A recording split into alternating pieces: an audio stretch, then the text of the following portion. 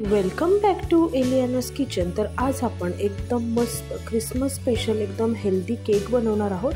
तर आज आपण रवा आणि गाजराचा एक मस्त सॉफ्ट स्पॉन्जी केक बनवणार आहोत। यासाठी एका मिक्सरच्या भांड्यामध्ये 1 कप बारीक रवा घेतलेला आहे।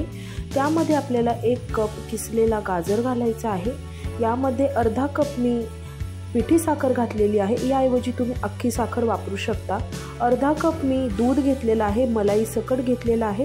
त्यानंतर 1 अंड मी यामध्ये घातलेला आहे।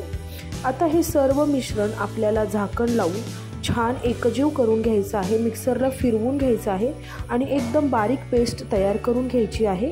तर तुम्ही पाहू शकता या ठिकाणी आपली परफेक्ट कन्सिस्टन्सी आणि मस्त कलर देखील आलेला आहे। आता हे मिक्सचर एका मोठ्या बाउलमध्ये आपण ट्रान्सफर करून घेऊयात। आता यामध्ये बाकीचं साहित्य घालून घेऊयात। आता यामध्ये मी 1/4 कप तेल घातलेलं आहे। हे रिफाइंड तेल आहे, कोणतंही वासाचं तेल वापरू नका। यामध्ये 1 चमचा बेकिंग पावडर घातलेली आहे, अर्धा चमचा बेकिंग सोडा, त्यानंतर 1/4 टीस्पून आपल्याला दालचिनीची पावडर आणि 1 चमचा व्हॅनिला इसेन्स घालायचा आहे। आणि या सर्व गोष्टी आपल्याला कट अँड फोल्ड मेथडने व्यवस्थित मिक्स करून घ्यायचे आहेत। ओव्हर मिक्स हे बॅटर आपल्याला करायचं नाही, तर तुम्ही पाहू शकता अगदी हलक्या हाताने हे बॅटर आपल्याला मिक्स करून घ्यायचं आहे। आता यामध्ये मी साधारणतः 1/4 कप बारीक केलेले बदाम घातलेले आहेत, याऐवजी तुम्ही अक्रोड देखील घालू शकता। सर्व व्यवस्थित मिक्स केल्यानंतर आता आपल्याला यामध्ये अगदी चिमूटभर मीठ घालायचं आहे। गोडाच्या पदार्थामध्ये थोडंसं मीठ घातलं की त्याची चव खूप छान येते। मीठ घालून हे व्यवस्थित मिक्स करून घ्यायचं आहे आणि आपलं परफेक्ट असं कलरफुल बॅटर तयार झालेलं आहे, एकदम नॅचरल कलर आलेला आहे, तुम्ही पाहू शकता।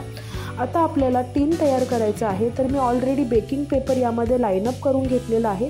थोडंसं तेल यावर घालायचं आहे आणि तेल आपल्याला ह्या बेकिंग पेपरवर आणि ह्या टीनच्या बाजूला देखील अप्लाय करून घ्यायचं आहे, लावून घ्यायचं आहे। यामुळे केक छान डिमोल्ड होतो।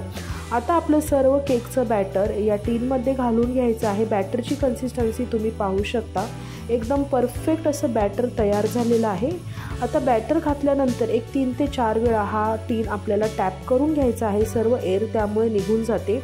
आता यावर मी किसलेला गाजर घालत आहे गार्निशिंगसाठी आणि काजू घालत आहे। तर हे पहा, अशा प्रकारे मी काजू आणि गाजर हा केक छान गार्निश करून घेतलेला आहे। तर आपला केक आता परफेक्ट बेक करण्यासाठी तयार झालेला आहे। तर आता कढई प्रीहीट करायला ठेवायची आहे। कढईमध्ये आपल्याला एक स्टँड ठेवायचं आहे आणि झाकण लावून 5 मिनटं आपल्याला हाय फ्लेमवर छान प्रीहीट करून घ्यायची आहे। तर कढई छान प्रीहीट झालेली आहे। आता आपलं जे टीन आहे ते यामध्ये ठेवायचं आहे, झाकण लावून घ्यायचं आहे आणि सुरुवातीचे 5 मिनटं आपल्याला हाय फ्लेमवर हे छान बेक करून घ्यायचं आहे। 5 मिनटं झाल्यानंतर पुढचे 20 ते 25 मिनटं लो टू मीडियम फ्लेमवर हा केक आपल्याला बेक करून घ्यायचा आहे। 5 मिनटं इकडे तिकडे होऊ शकतात। तर 30 मिनटानंतर तुम्ही पाहू शकता मस्त केक डबल झालेला आहे आणि केक हा परफेक्ट आपला बेक देखील झालेला आहे। टूथपिक घालून बघितल्यावर एकदम क्लीन ती निघते। तर आता यावर आपल्याला थोडंसं बटर लावून घ्यायचं आहे। बटर लावल्यामुळं हा केक एकदम सुपर सॉफ्ट आणि एकदम मॉइस्ट होतो, अजिबात घशाखाली अडकत नाही। तर हे पहा, हा केक आपण बाजूला करून घेऊयात आणि आपला मस्त डिलिशियस आणि हेल्दी असा रवा गाजराचा केक तयार झालेला आहे। पूर्णपणे थंड करून घ्यायचा आहे आणि त्यानंतरच हा केक आपल्याला डिमोल्ड करायचा आहे। तर हे पहा, केक मी हातावरच डिमोल्ड केलेला आहे, पहा एकदम आरामात निघत आहे हा केक, अजिबात भांड्याला चिकटलेला नाही आणि एकदम मस्त बेक झालेला आहे, कुठेही करपलेला नाही। तर 30 मिनटं हा परफेक्ट टायमिंग आहे असं मला वाटतं।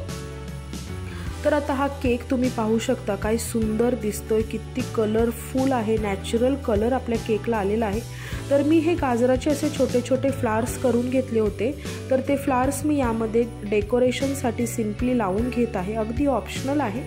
तर हे पहा, मी सर्व डेकोरेशन रेडी झालेलं आहे। आता केक मी तुम्हाला कट करून दाखवते। आपण दुधाबरोबर मलाई घातलेली आहे, त्यामुळं हा केक एकदम मॉइस्ट, एकदम सॉफ्ट, म्हणजे जिभेवर ठेवताच विरघळेल एवढा सॉफ्ट हा केक बनलेला आहे। तर हे पहा, कट करताना देखील तुम्हाला जाणवत असेल की हा केक केवढा सॉफ्ट बनलेला आहे।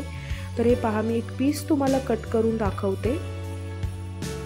तर केकचं तुम्ही टेक्स्चर पाहू शकता, एकदम सुपर सॉफ्ट मॉइस्ट, अजिबात कोरडा केक वाटत नाही आहे आणि हा केक अजिबात घशाखाली दाटत नाही। तर हे पहा एकदम सॉफ्ट असा केक झालेला आहे। तर ह्या पीस मी सेपरेट प्लेटमध्ये ठेवत आहे आणि हे पहा एकदम डिलिशियस आपला रवा आणि गाजराचा केक तयार झालेला आहे। तर थंडीच्या दिवसामध्ये भरपूर गाजर भेटतात, तर त्यामुळे ख्रिसमससाठी हा केक एकदा नक्की ट्राय करून पहा। रेसिपी आवडली असल्यास रेसिपीला लाईक, शेअर आणि एलियानास किचनला जरूर सबस्क्राईब करा। व्हिडिओ पाहिल्याबद्दल धन्यवाद। Take care and bye.